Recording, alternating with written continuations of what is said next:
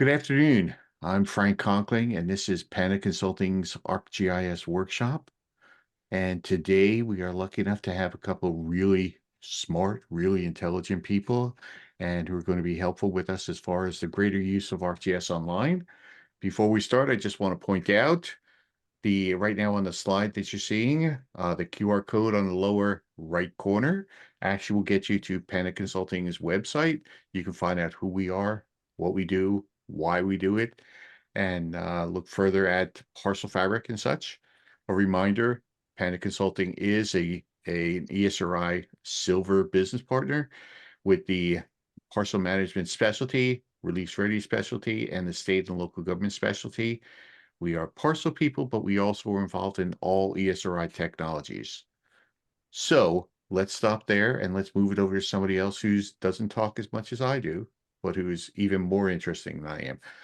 So let me introduce, we're going to have Ned Cake and Dan Thomas from the Tallahassee-Leon County GIS. Ned, why don't you introduce yourselves? Hi, I'm Ned Cake. I'm the GIS project manager for Tallahassee-Leon County GIS. My primary role here is content management for ArcGIS Online and app development using ArcGIS Online applications. And like Dan, I'm a bit of a GIS Swiss Army knife. I'll let Dan. I'm in this 27 years now in GIS and local government. Yeah. Dan, why don't you introduce yourself also? Certainly. Thanks. Dan Thomas. I've been in the GIS field since 2000. Before that, I was in the engineering sector, surveying and engineering construction. Decided that I like computers more, so I crossed over. I do a lot of the back end stuff, data engineering, automation, server management, architecture. And like that, I am a Swiss Army knife, and I do a lot of things. Some development. We kind of he manages the content of ArcGIS Online. I kind of wrangle the users and make sure that the environment's to our standard, and manage user types and roles in the organization. Great. So before we start, and we're going to ask Ned to share his screen first, and I know he's got a story map there. Before we start, I just want to remind everybody that's here live that we actually we have Mickey Tucker Conkling, who is moderating our chat window. So if you have any comments, any questions, anything else you want us to talk about, please go ahead and put it over in the chat window and share with everybody. And Mickey will make sure that we cut in and get it taken care of. All right, Ned, why don't you go ahead and share your screen and we can start the presentation. Going right now. Okay. Perfect. Here we go. So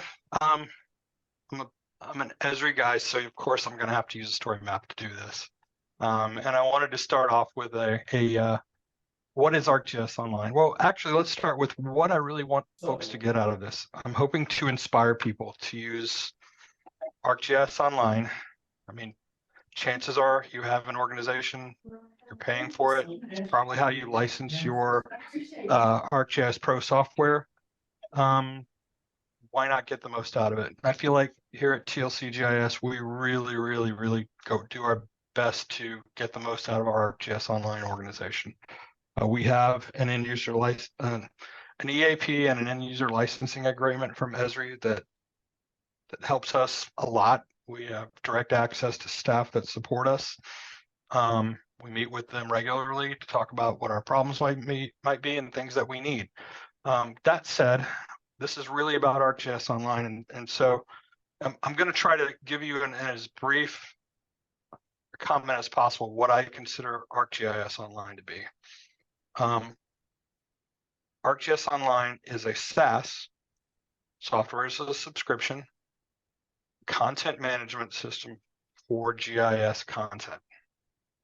That's as succinct as I can make it, but it doesn't do a lot of justice with the fact that you can store content there, you can register content there, you can generate apps and story maps and dashboards and all the other content that Esri allows us to work with.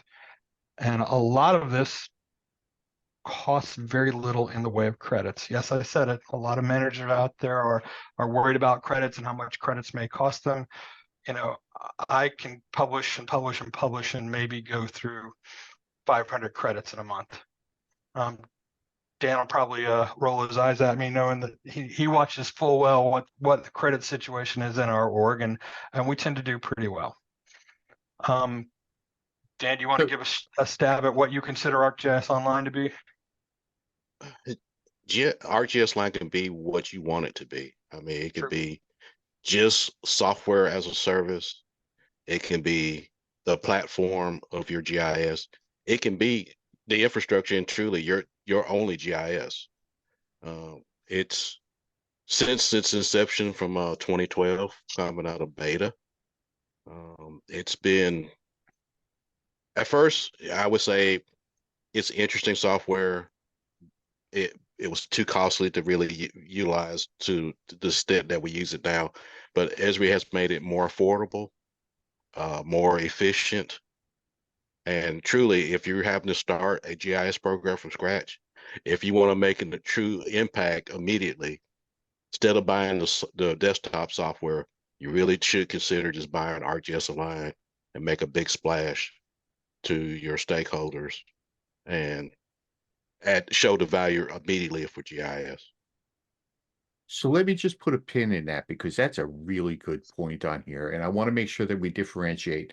There's always a lot of confusion about using services and whether it's ArcGIS Online, because initially when it came out in 2012, people were confusing the on-site servers that they set up with ArcGIS Online. What we're really talking about here are the hosted services on Esri's servers that every single license that Esri serves has a set of credits that you can actually go and use to build and share GIS data, and now much more than that. Correct? Correct. That's a very good start. But also, if you have those ArcGIS servers, you can register your content in ArcGIS Online, which exposes them to dashboards and story maps and experience builders and web app builders, and costs you absolutely no credits. Great. Perfect. Perfect. All right. Now I'll go and be quiet for a while. Go ahead, Ned. All right. So what you're looking at here is our main page to our ArcGIS Online organization. We've customized it a little bit with a nice image on top. First thing you see is the featured maps and apps galleries. This is actually a group that we curate, and also our gallery group, which is probably our most important content is our gallery. And I'll get into that a little bit more later. But here at the top, you've got home, gallery, map, scene, notebook, groups, content, and organization. Those are the big ones. And also these 9 little dots right here that get you access to all the application suites that your credits will allow you to use. Continuing on. So contents and galleries. So what I brought you to here is our gallery page. And TLC GIS, at TLC GIS, we have our gallery focused on layer content.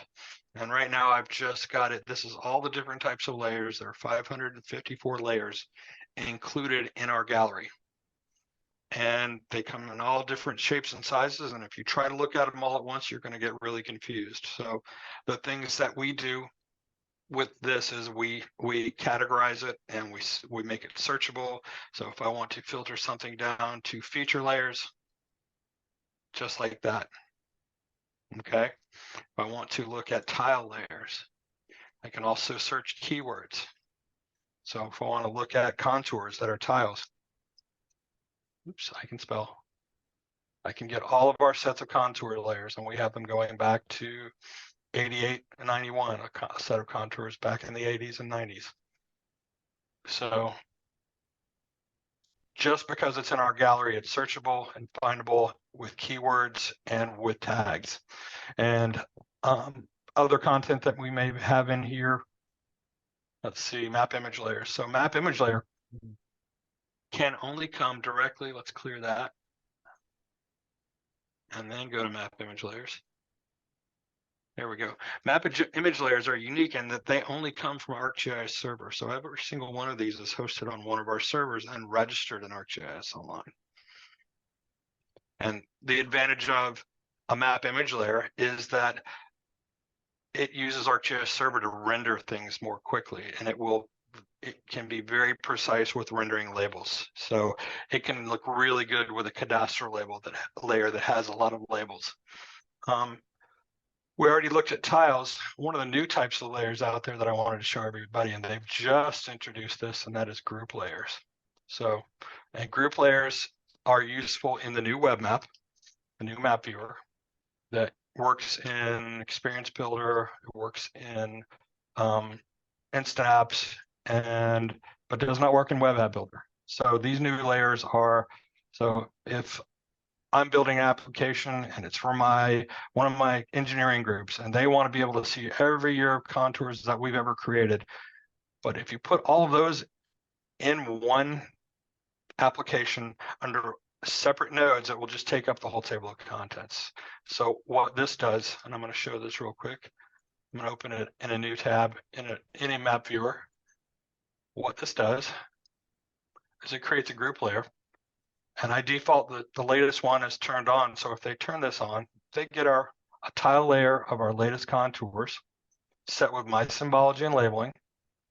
Or they can also go back and look at every set of contours since the dawn of time. But in the stack, in the table of contents, it looks like that. It doesn't take up a whole lot of room. So that's a nice effect.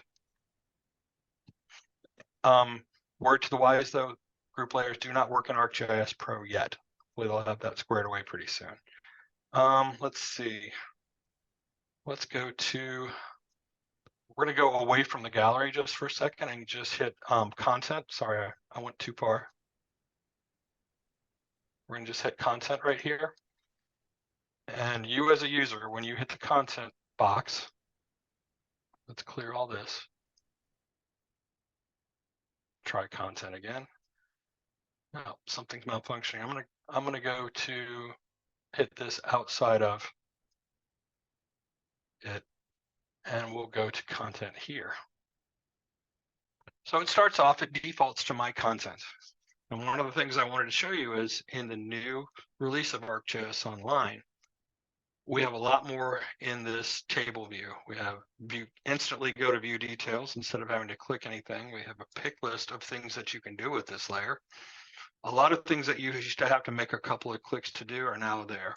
Also, we have how things are shared. You know, this one's shared with the owner and a group, and I also have mine automatically sorted to date modified, so I can see the latest things that I've been working on. But I can also go to my organization. And you can see my organization has over 10,000 layers in it. And I wanted to show you that don't be afraid. Don't look at this and panic. You can come down here and you can hit status, authoritative. If you want to know everything that's authoritative in that list, you can see an awful lot of it belongs to me. Some of it belongs to Dan. But you can automatically see what's authoritative. Then we have it categorized. You can go down here and choose the categories that you want to look at. So if you want to hit the planning layers and see all the ones that are in that category, let's go change this from table to grid so that you can view everything that's tagged as planning. So we get lots of special development zones and sector plans and land use, anything that a planner might need to do their job.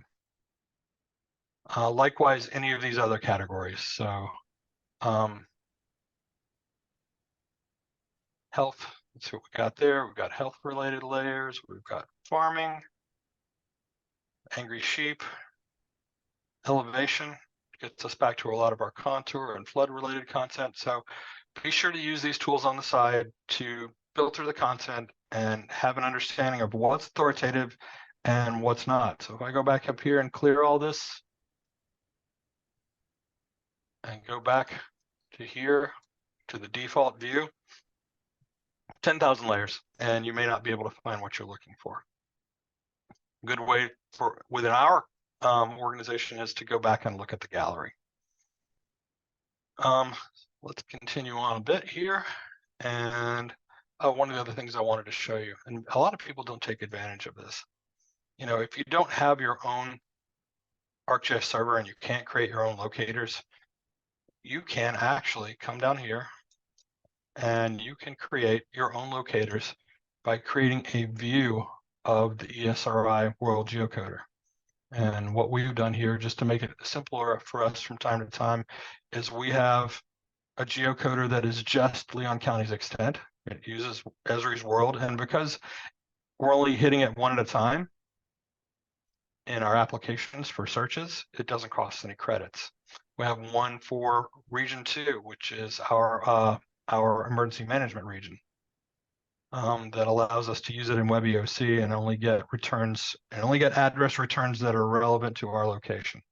So if I put in 1600 Pennsylvania in this, it's not going to bring me back the White House. It's going to bring me back Pennsylvania Street in Leon County, if there is one. Same thing here. This is an address locator that is our region, including Georgia. So you get the idea. Ned, how do you actually create those? Because that's a great idea. It's a great limitation. Yep. So let's go back over to content here. I'm going to look at my content. And if I want to create new, and I believe it is here, locator, and I can come right in here, create it next, and give it a title, test, save, and this is a view of the Esri geocoder. And now I can go into this thing, configure locator view, mark as authoritative, come over here and click locator view, and I can set all of its parameters, and then I can set what the extent of it should be, and that is here. Right. And it's an extent rectangle. So if you're doing any kind of application where you don't want people to get addresses that are outside of your area, this is a good thing to do. So for example, the state of Florida's WebEOC instance, it just uses the World Geocoder. So after an incident, they will have things in Greece and Italy and Egypt, all over the place. Even in Canada, we found some in Canada. If you go and look at the WebEOC results, we've tried to encourage them to use a view, but hopefully this will be the year. Anyway, you get the idea of how you would create one of those. Yeah, and how useful it might be. And it's simple. It's simple to create. Great idea. Thank you. And you make it authoritative. And actually, in the settings for our organization, you can go. Let me show you. Let's go back to here. Back one more. And if I go into my organization settings, I can add it as a default locator. Oh. So let me find it here. Where is it, Dan? Under utility services? There it is. Yes. Geocoding. So I have I have three in here. I have one that comes from our ArcGIS server. I have one that's the World Geocoder, the whole thing, and then I have one that's just Leon County extent. And so if you're building Experience Builder or Instant App, and you go and look at geocoders, because they are default to our organization, they are automatically in there as a resource, and you just pick which one you want to use. And that's a nice thing to have set up for our end users. So another reason to maybe move beyond Web App Builder and start moving it and looking at Experience Builder. Yeah, absolutely. Well, I've got lots of comments on that. We'll save that for later. So none of this happens by accident. You can see that these don't look like your average items that you might see in ArcGIS online. A lot of people just throw the content in there, share it how they want to share it, and don't do anything to dress it up at all. But if you look at one of these layers, so let's go look at this, view the details for this. This is one of our most popular layers. It has 3,223,000 views. So if it's got that many views, then we need to let people know how it's created, how often it's updated, where it comes from. So we're going to go through and we're going to make sure we have good descriptions. We're going to make sure that we have a good summary that says what this layer is. We're going to come down on the right here, and we are going to have tags. Tags are essential to what we do, and it's how people find things in our organization. And we're going to also have categories.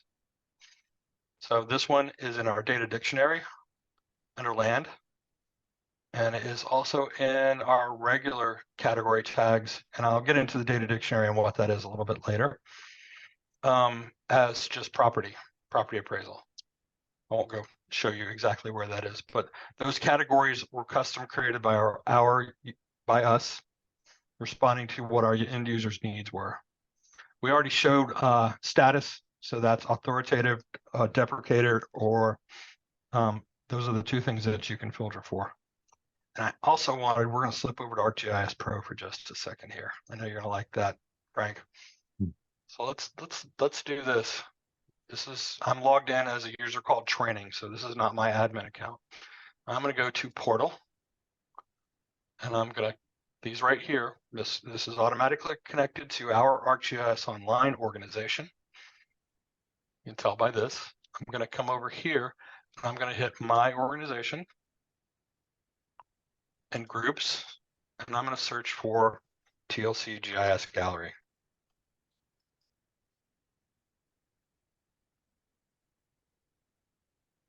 And then I'm going to select, this is the one we've been looking at, the one we've been studying all the content in. I'm going to double click it. And there this will eventually give you all 500 of the layers that we use. But what we can do is we can do searches by content. I can do parcel. I'm going to do one specific to our parcel NAL layer. Everybody here likes parcels. And then I'm going to do add to new map. And instead of reading the parcel layer from a file share, they're now getting it from our ArcGIS server registered through ArcGIS Online. And you can treat it just like you would any layer. You can filter it, you can rename it, you can symbolize it differently, you can do any number of things to it. It acts like just a regular GIS layer. The only difference really is that when you go to properties and you go to source, it says it's coming from the web instead of a file share or SDE connection, database connection. So that's a nice effect. And you could search literally for any layer in our portal, in our gallery, just by coming here. And it will find more items. It just only queues up the first 100 or so, but you could go and search for boundary. That is absolutely amazing.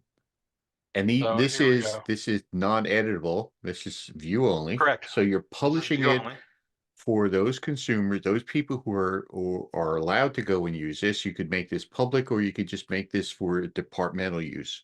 Correct. So an organization, a small organization, a small county, or whatever, could actually go and use their ArcGIS Online account to go and share all of their information across their organization between departments and have it set up and be much easier to go and access and use than those old client server Yep. implementations that we used to do.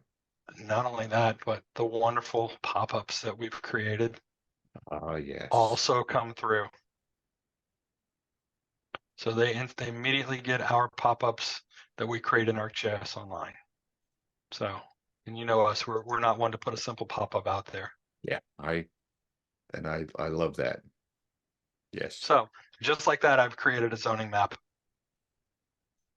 in ArcGIS Pro that uses all the layers, symbolized how we like to see them.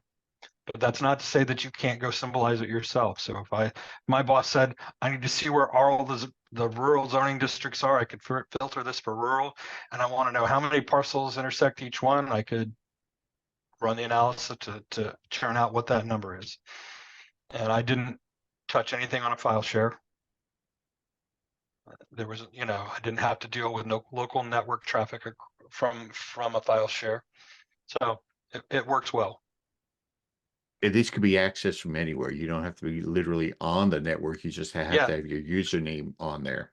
You have to So be authorized.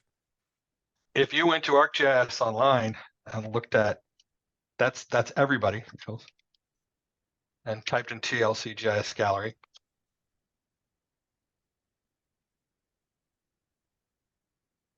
you would get the same thing from ArcGIS Online, and you could, from outside, do the same sort of thing. Impressive. Okay, so right now, anybody in this call who's got ArcGIS Pro could just go to our public-facing gallery and pull in content. It's all public-facing. And that's one thing I probably didn't explain well enough is that gallery that I showed, that is 555 public-facing layers that anybody can use. If Scott's on the call, he's probably cringing. All right, continuing on. And stop me anytime you want to talk about more. So we kind of already went over branding, summary, description. Terms of use, you can see it here. A disclaimer is important to have. Your GIS organization should have a disclaimer. Protects everybody. Categories, we talked about tags, credits, and attributions. If you come down here, you should see TLC GIS and Leon County Property Appraiser's Office are the attributions for those. And anytime this particular service is shared in an application, in the bottom right corner, that's what will appear. Those credits will be given. And in Pro, unless you know how to drag the attribution off of your map, it will automatically appear there also. That's a secret thing though. All right. Anything else you want to cover on layer content and branding? I did want to show one thing. All right. So all the lovely branding thumbnails are done in what is this? PowerPoint. PowerPoint, thank you.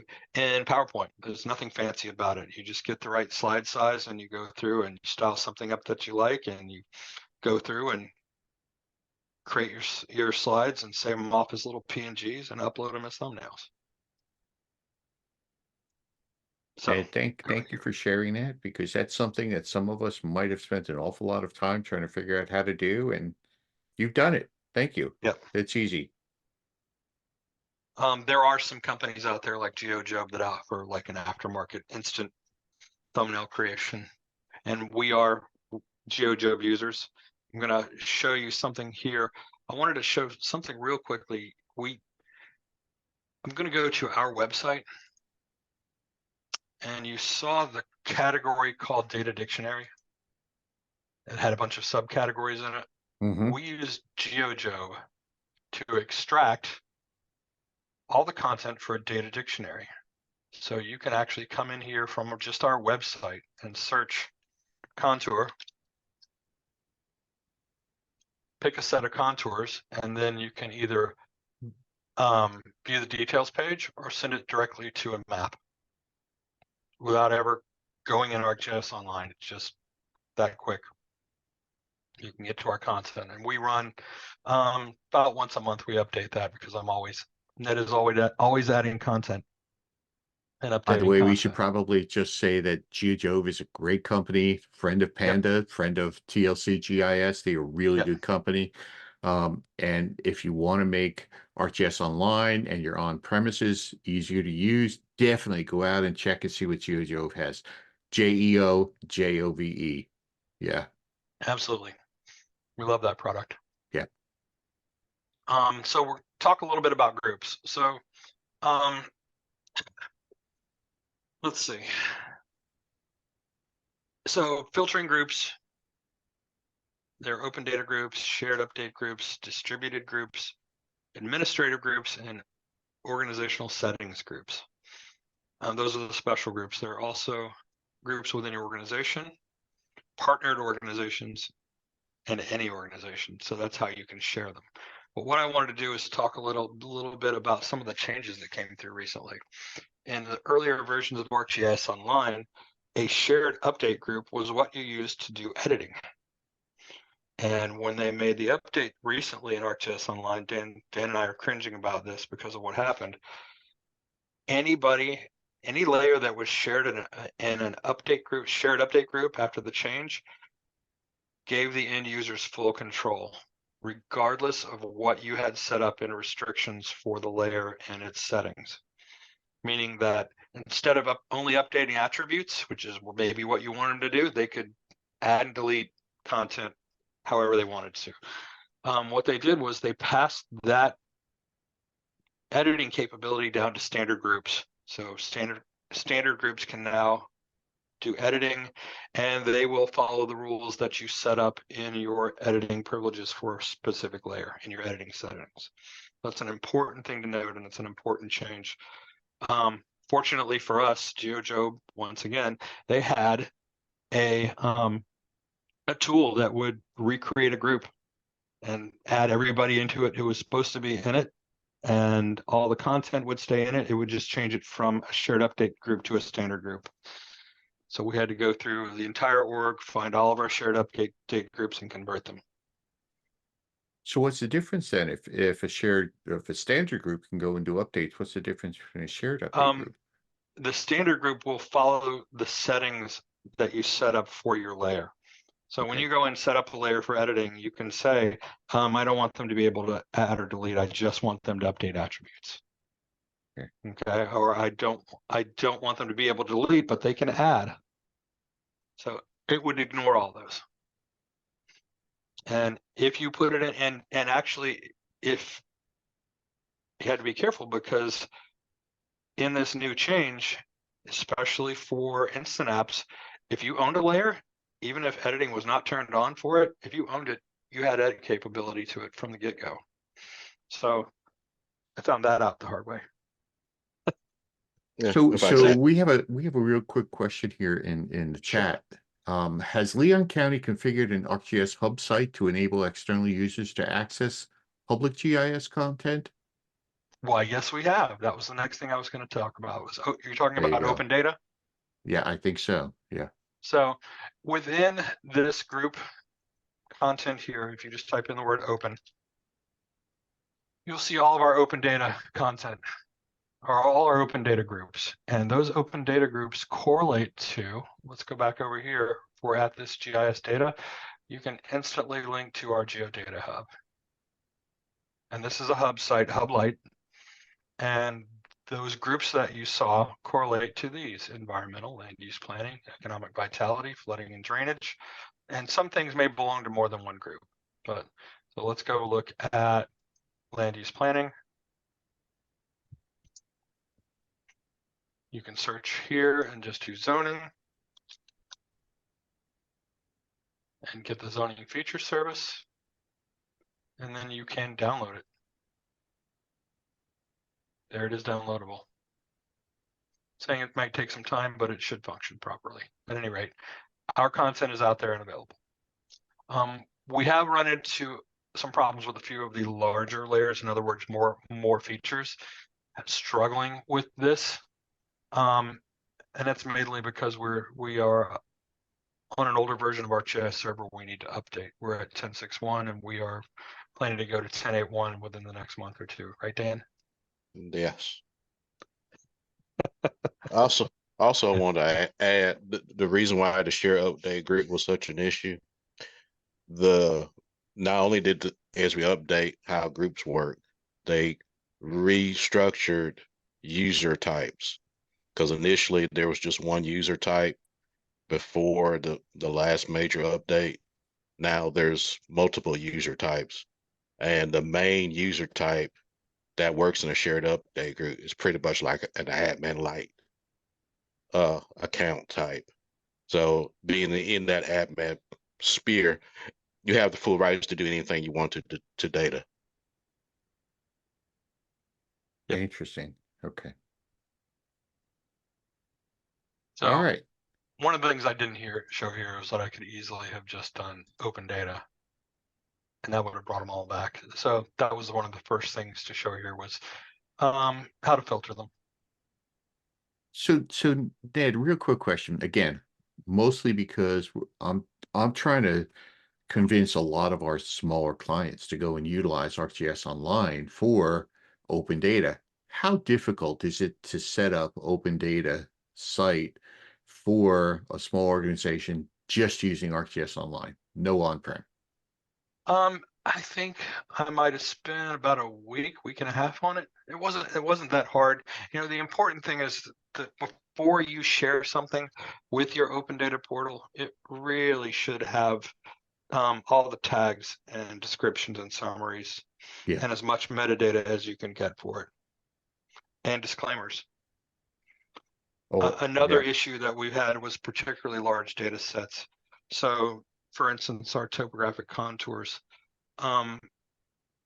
There's not really a good way to download a county's worth of topographic contours. So what we've done is we use Dropbox. We have a Dropbox account, and and I'm going to show you what this looks like. Let's go over here. Actually, not map, gallery. Let's go to gallery and let's look at impervious.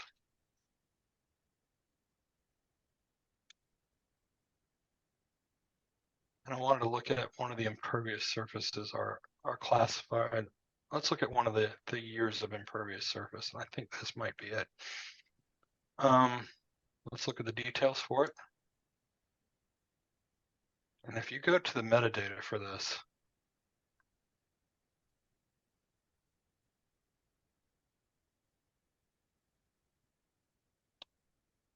and I want to go to standard metadata. So they've just changed everything. So if you go down here to distribution, you can have a URL link that goes to Dropbox. And instead of them having to download it, it will just give them a link to download a zipped geodatabase of the layer. Yeah. So that doesn't just have to be Dropbox. That could be Google Drive, or Access, Anything, anything any that's place open that is can fine. give you a download link. Okay. So, Okay. so what we do is we go up to Dropbox and we just have folders of downloadable content, and they can link to it from here. But if you were to look up this same layer, so let's go find the same layer in the open data portal. I'm gonna close this. The only caveat I would say about having cloud file shares, you want to see what the security policy is on the time limit on sharing the content. Yep. Dropbox is unlimited time. If you had it in OneDrive, it may time out in 90 days, 60 days. So there's a timeout limit how long you can Yeah. share something. Well, Dropbox actually allows you to place a limit if you want, but by default, it is unlimited, correct? Right. Yeah. That is correct.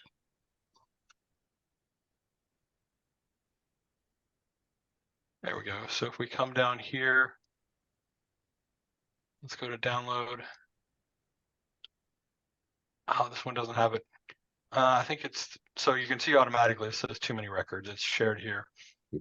I need to go back and work on that one. It was the 2018. Okay. 2018 impervious surfaces. There we go. Right down here. Download impervious surfaces file as file geodatabase. And because it does not change, it's a static deliverable from our contractor. It's really easy for me to just take every single layer in the impervious surfaces data set and load it up.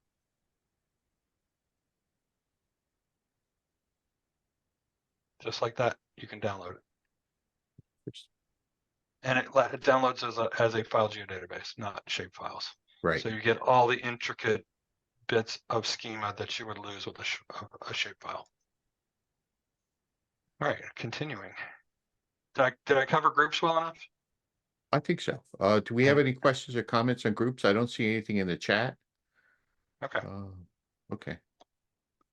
User content. So, I just had a few tips and tricks on user content. So when I hit, this is my content, and I'm an admin, and I have 4,000 layers. And the only way I can keep my content easy to look at is to use folders. Please use folders. Folders are searchable. So if I want to look at sustainability, I can go look at the project folder for sustainability and all the content that I've created for them over the years. I can even look at deprecated content, which, by the way, is the opposite of authoritative. It means it's old content that may still be in an app that's public, and I have to go find out everything that it touches. Another good thing for GeoJob is there's a tool in there. If you have a layer and you're not sure who might be using or what apps it might be in, you can go ask it. It'll tell you this is connected to all of these different layers, or all of these different web maps and applications. And another nice feature. I'm just straight up talking about GeoJob here. Sorry about that. Okay. Let's see. We've talked about sharing, and I wanted to note, be careful how you share things. Your org may have rules set up that don't allow you to share unless you're an admin. That can be something you trip up on. But if it's important, if it was important enough for you to create it, then it's important enough for you to set categories and descriptions and summaries and tags and make a nice thumbnail for it. You know, it's do good work. Don't just leave something. I stand on my soapbox all the time with this. All You right. can see that with the extent of the metadata that you've created and shared. Yeah. Oh, yeah. So you have your own ArcGIS online organization, and it has a Basemap gallery with it. It defaults to the Esri Basemap gallery. But here at TLC GIS, we've been around for a good long time, and we have lots of content. And so one of the things that we've done is, and I'm going to show this over here. Not here. Well, let me just go to our org. We'll go to home, leave, and go to our organization and settings.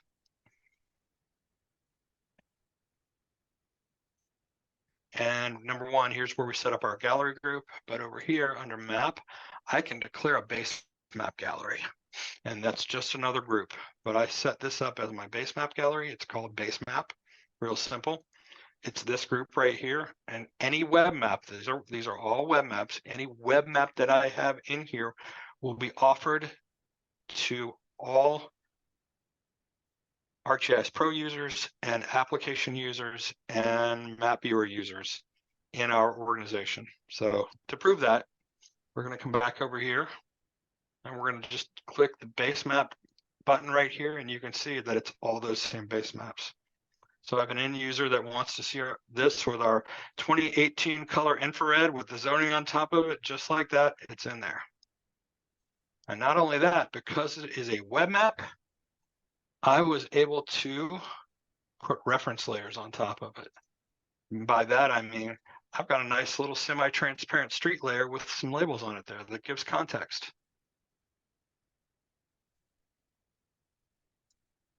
Those are vector tiles, but that's kind of another talk.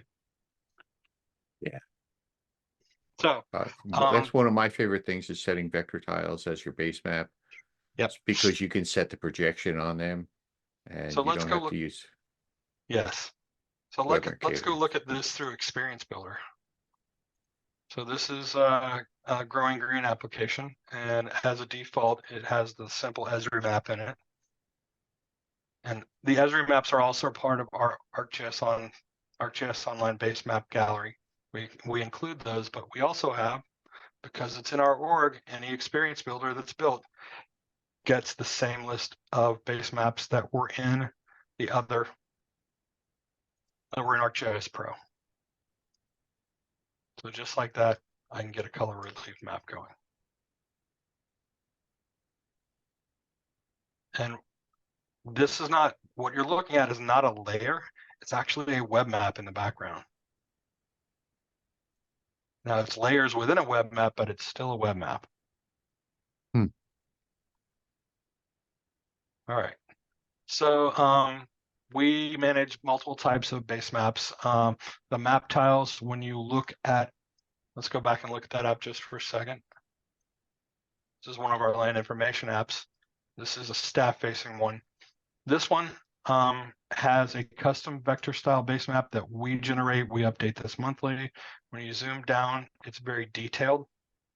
This is a map tile package, which means it's very large on server. but it draws very quickly, all the way down to rooftop addresses and impervious surfaces. And some of our newer content would be playing fields. So there you are on FAMU campus looking at the track and the tennis courts, baseball, soccer. All of these are very helpful to our first responders.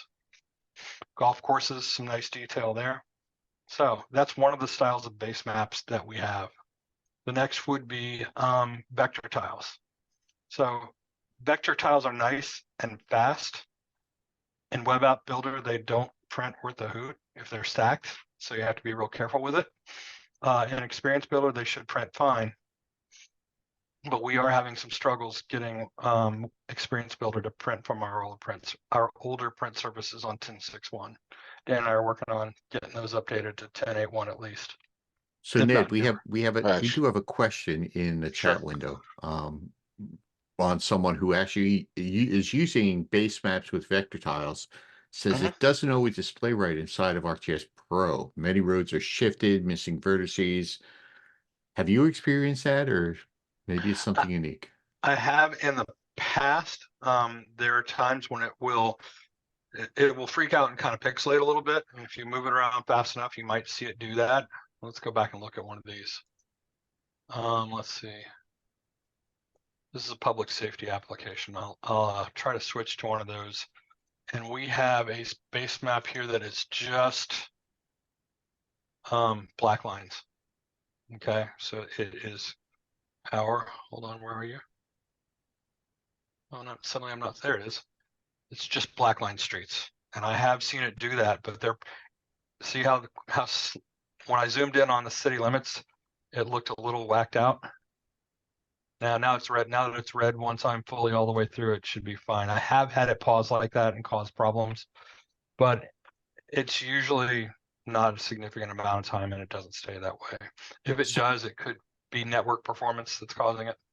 Okay, so that it probably is a problem inherent with vector tile maps, base maps, not Pro, and it's Yeah. Yes. probably some latency that's built in there. I also have another question. Can this occur if the base map has a different projection?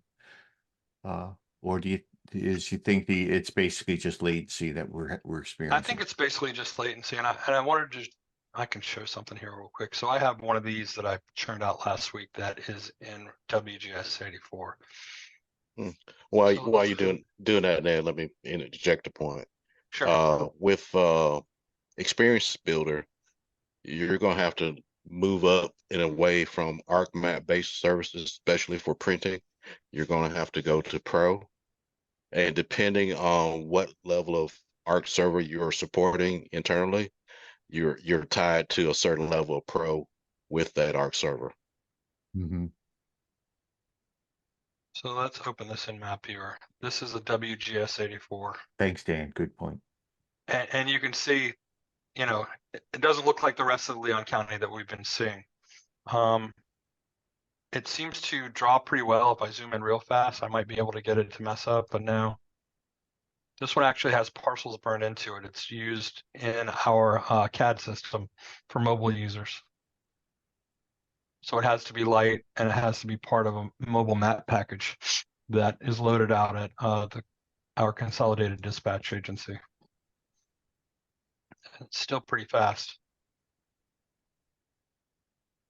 Yeah, that's amazingly fast.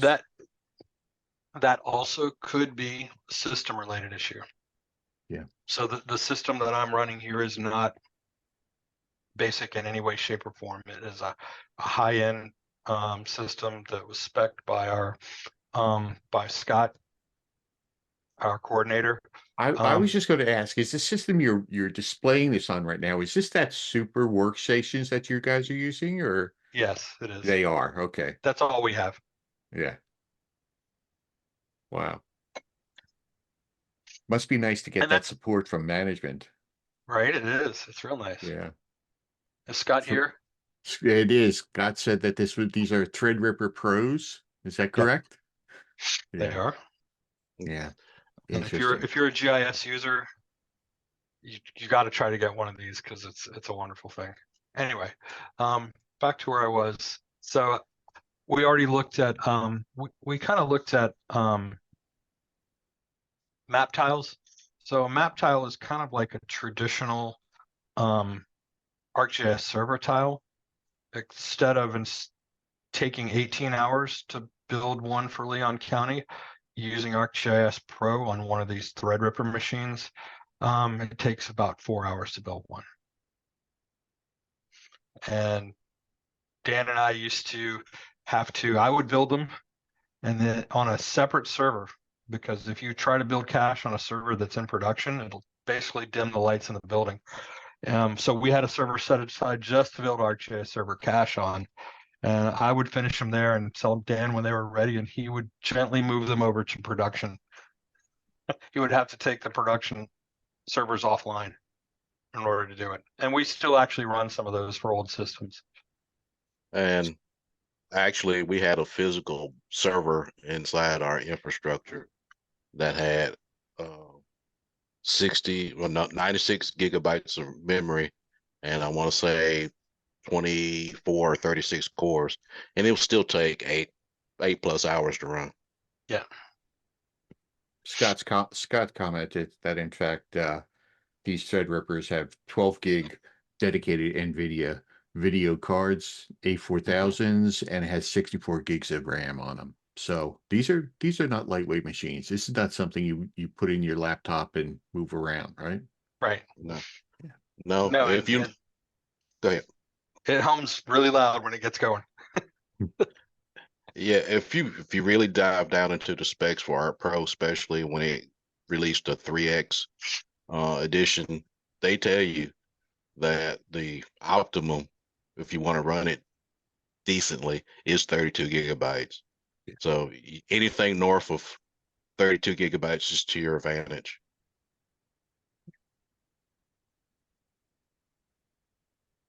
Okay, go ahead, Ted. We already talked a little bit about hybrid imagery, and that is basically a mashup of a map tile of imagery with vector tiles on top of it as reference layers. And we kind of showed that. And the color relief in here, these are just basically a shaded relief of our DEM that we get every 2 years. But I think you've made Or the 3 point years, already. sorry. You've already made the point that if you really want to think about this, it's something that you're not going to do and throw away, but something you're going to go do. And if you do it right, you can keep this and continue using this. I Yep. see you've got 1994 color infrared there. You're never going to have to do that again because you did Correct. it right the first time. Correct? Yep. Yep. Yeah. And if we view this, I wanted to see this, and I wanted to do this by view count. Wow, that's amazing to me. This cadastral map, which is one of the slowest things in the world, it's the reason it gets so much view. It's because it's in use in the property appraiser's application. Yeah. So there you go, all you parcel guys. I know you're on there. So the most used base maps here are showing up. That's because parcels are more important than anything else, right? This is true. It's the basic building blocks. That's exactly So right. each of these has, approaching 150,000 views. Wow. And I'm not sure exactly how accurate those are, but you get the idea. So continuing on, and this is one of the main reasons I have Dan on here. Actually, this is user content discussion, right? Basemap Gallery user content. So one of the things I wanted to go through here, and this is something that you may not have considered. So Scott and I had a meeting recently with a city organization that shall remain nameless that wanted to know how they could get their users to want to give them data. And the discussion about that really was oriented around you have to give them something back. As I've been sitting here, you may have seen that, oh, he's got an application for sustainability. He's got an application for public safety. He's got an application for development services and environmental management. And the way we handle this is one for place, one for EMS, or EM, situational awareness. The reason we get so much content is we're giving it back to them. We are giving the sustainability folks content back. So if I refresh this and you look at just what it looks like, this is an application where you click on the map and it'll tell you all the community gardens, farmers markets, regional farms, recycling centers, electric vehicle, and sustainable businesses within 5 miles, or back it down to 3 miles. Click again. So we are helping them with this content, and they want to be involved in it. And this is how you get your outside of your GIS specific departments. This is how you get them involved and get them to start giving you content and making sure the content is updated. Because if they're sharing it with the public, then they're going to want to maintain it. So I'm saying that to sort of explain, and I'm showing this is the all of my sustainability content. So this is a filter on the sustainability growing green content. And what you'll see here is that I have a production editing layer. Let me move that out of the way. I have a production editing layer. Let's find that. There it is right there. It's called Sustainability Locations Production. And this is a hosted layer. And you can see that it's shared with the owner, and I've shared it with just a group of editors. But this layer, let's view the details for it, has views that are public facing, views that are shared publicly. So I've got a layer that's protected, and I've got notes on here for Scott Weissman that says don't share this layer beyond the appropriate editing group, because that's happened before. You know, just got to use the right view. And just to show you all the views that are correlated with that, there they are. So each one of these is authoritative, and it's a subset of that other group, or of the primary production layer. And we use this functionality all the time. I have production layers out there with 15 to 20 views sometimes, based on what people want to see and what segment people want to filter out of it. That's a really important point, Ned, and I'm constantly talking to people about that with the parcel fabric, which is, again, the new ArcGIS parcel fabric is the same sort of thing. You have a production editing component of it that you use for services, but everything else off of that should be nothing but views off of that data. Yeah, When you absolutely. serve it out, it should be a view. That's all it should be. Yeah, good point. Thank you. So one of the other things, I'm going to go back to that here. Let's type in green. So once again, I've got this filtered. I've got it in a folder. And I wanted to show you that. So not only are the layers, so you can see these are all publicly shared. These are all the child views. There are web maps. So here's the Experience Builder web map that is publicly shared. And here's the Experience Builder editing web map that is just shared with the group. And likewise up here, there's an application for editing, and there's an application for end users. And never the two shall cross. Yeah. Okay. So let's view this guy right here. Now I'm an admin, but anybody else trying to use this application would immediately be, actually I clicked the wrong one, sorry, would immediately be challenged for login credentials. Let's look at the editing application. Challenged for, yeah. So this is Experience Builder. Let's go ahead and view it.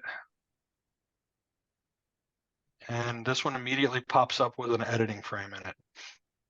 And if I click on one of these right here, I can go through here and I can make all the changes. And because I use, I've gone through this layer and designed the data entry form for it, I can tell it some layers, some things are required. So anything with an asterisk by it is required, and they can't hit update unless that's populated. And I also have it so that they can add attachments. They want to take pictures of all the community gardens and throw them out there. So it's really a nice, fully functioning editing application. And now I have users that are not GIS professionals, that don't take up a desktop GIS license, but they're interested enough to want to develop their content. Yeah. Want to maintain their content. And so, like I said, you've got to give your users something back. You have to engage them on a level that lets them know their content is important and that people are looking at it. I have the So I ability have to, a real quick question on that form. Is that sure, an experience builder form or is that a survey 123 form? it is neither one. Let me go show you here. Let's go back over here. One more back. It's actually in the web map, but it can also be just in the layer itself. So if we go here to, well, I got a lot here, so why don't we sort for web maps? And then we will look at this one. This is the editing one right here. And we will open in Map Viewer. And we'll look at this production layer. And right over here, forms. Oh, And you can see I've got them tagged as required. The ones that are required are required. And the ones that I want, so that if I want a larger block, I can establish that this is a I can basically set all the details here, and I can do text multi-line if they want to put a description in. So any number of things that you can do. And also the full set of Arcade is available to this. So if I want to put in a latitude and longitude field and suck that in right when they click the point on the map to create a new point, it will bring in the latitude and longitude. If I want to take the address, if it's got right here location address, if I want to pull that in from the parcel layer, I can pull that in from the parcel layer. And we do that. We do that when we do evacuation shelters. You know, we don't want we use community and media relations folks to edit that content, and we don't want them to have to go fumble around and look for an address. It's usually a school, and the address is well established, so we just pull it in from the parcel layer or pull it in from the schools layer. Either way, you know, you can automate some of that content. and that's built-in functionality in the new web map, correct? Yes. Yeah. Not the old, So not the classic, but the new one. not the classic. No. And let's see. And we'll talk a little bit more about that. I'm going to have Dan talk to us a little bit now about user administration, near and dear to my heart. And this is the main page of our organization where you can see, you know, what kind of usage we got going on, how many members. We have a total of 365 members. 141,000 credits. I love it. Yeah. Yes. We don't play Yeah. around. Yeah. And it'll show how much credit we've used. Dan, do you want to share screen to show your slides? I can, sir. Give me a second. Or I can show them. You see, Yeah, I got them here. You show 'em. That's fine. Here you go. All right. So when let me preface this first.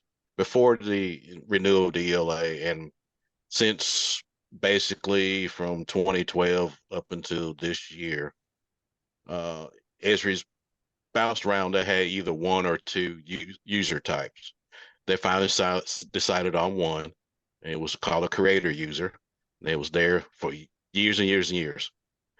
So you had one user type, and you can have multiple roles that you can set up and distribute functionality to a certain user. So you had your basic, you had an administrator, you had a publisher, a user, and a viewer. And you can dabble and create hybrid role types that it'll be a user plus or a restricted publisher. You took certain rights away, and you can give that out to users. Well, with the new ELA, Esri kind of pivoted the users so that they're cost wise, they're not as costly as the creator type, because the creator type gives you not only all the rights to ArcGIS Align, it also gives you the rights to be able to use Pro. So you have to be a creator type, user type to be able to access Pro going forward now. And so your lowest one is the viewer, which gives you view rights to anything on the platform or group that account account person has as a viewer has access to. And going forward, the editor is your next one that gives you rights. Now we can kind of consider that desktop editor using a web browser, but you can do it from anywhere. But it gives you the ability to edit within the platform, ArcGIS Online, with a web browser. Now the mobile one is the next one up from that. The mobile field worker, that gives you the rights to use the applications that are set up for mobile field use. Still is an editor plus. It also has tracking capabilities, which the editor account doesn't have. And and then finally, the creator, which is the biggest user type that you can have, that gives you rights to everything across the ArcGIS online platform. And it also gives you rights to use Pro and license at whatever level you need it licensed at. So you kind of have to figure out, okay, what is the person doing? And we kind of came up with this decision tree with a conversation back and forth and mocked up this, knowing if the person is just using a web browser, or they just need ArcGIS Online, are they going to be in the field? Are they going to be in the office? Are they going to need Pro? If they need Pro, you move them down to the Pro level and give them the appropriate license. Or if they're just going to stay strictly in ArcGIS Online, you can give them one of these roles or specialize in between roles. Like somebody needs to use the Jupyter Notebook capability in ArcGIS Online. Well, we created a special account that gives that person that capability. Or somebody needs to use Hub. We create an account that gives that person just enough rights to use Hub and some managed content on the platform. If you pop to the other slide there, Ned. So like I said, within the platform, you got viewer to creator. Outside the platform, you get creator enables you to use Pro, and you can set it at whatever license level Pro, and also you get other things that are with the platform, other SaaS offerings, instant apps. You can do some experience builder, story maps, but you have to be at creator plus to be able to do that. Now, a mobile field worker, editor, viewer can look at items and participate with these other items, but they can't create the content or own the content. And that's But they can basically add to it. They can add to it. They can modify it. They just can't create it. Correct? that is correct.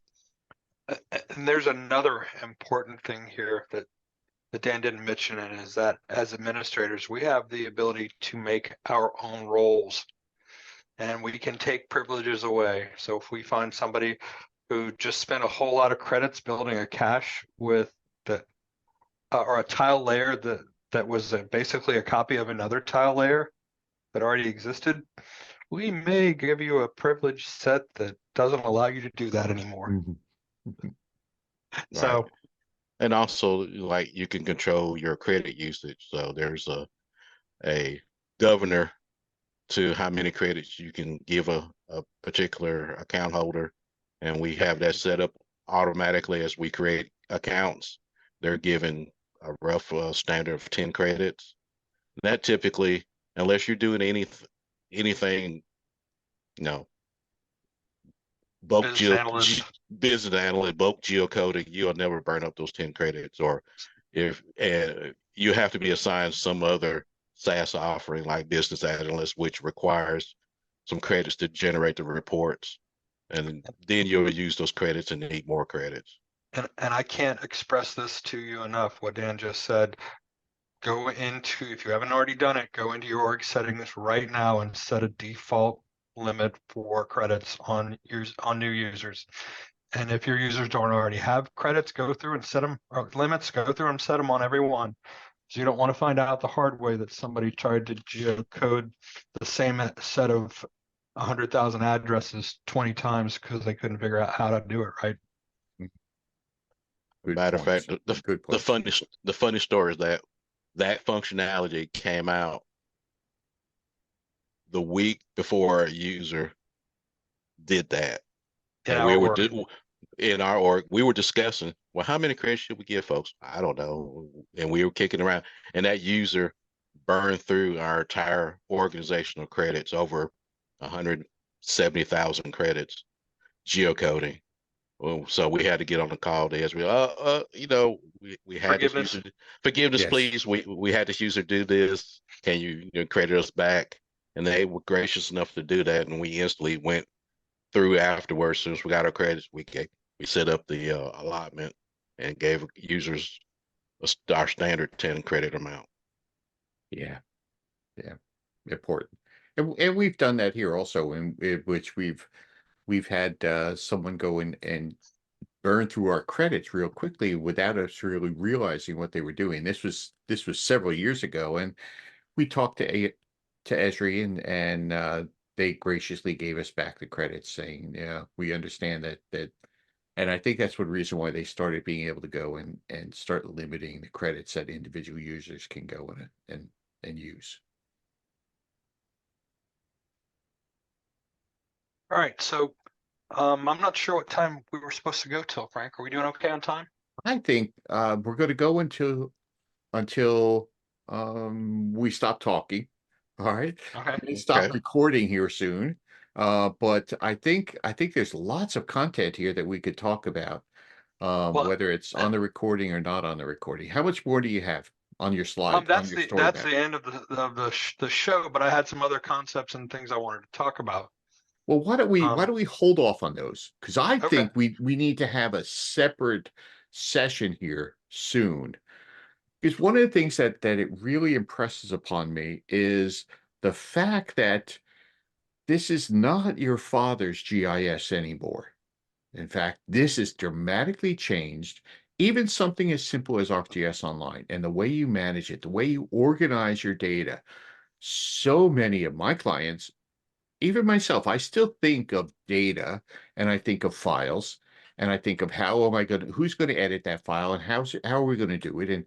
And I think this radically changes the way we think about what is a GIS, how it's administered, how it's shared, how do you allocate everything, who's going to do what. I think it's such a huge difference in what we're doing that we may need to have another session on it. I asked for any comments in there. Do Are we up for that sort of a session? I think we do need one. So Sure.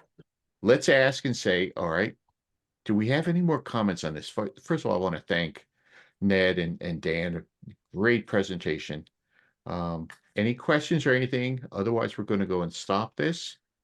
And all right, I'll share my screen again and go back to this and say thank you. Thank you guys. And hopefully everybody enjoyed this workshop. Let's go ahead and stop the recording now.